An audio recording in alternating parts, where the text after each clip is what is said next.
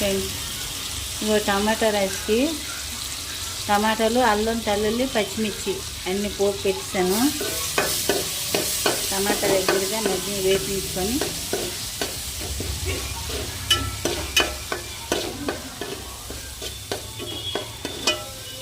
పచ్చివాసన పోయిందా. ఇప్పుడు రైస్ వేసుకోవాలి.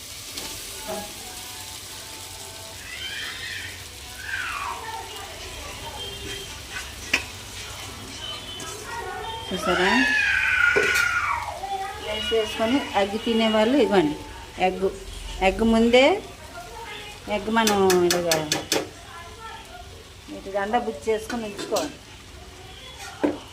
దీనికి సాల్ట్, సరిపోయిన సాల్ట్,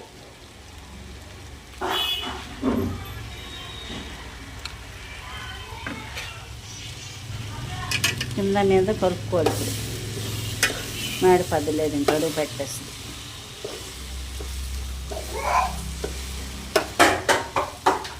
కూరలున్నా లేకపోయినా అప్పటికప్పుడు చేసుకొని తినాలనుకుంటే ఇంట్లోనే చాలా టేస్టీగా ఉంటుంది.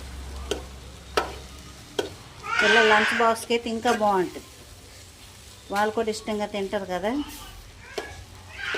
అది సరే, రెడీ అయిపోయింది.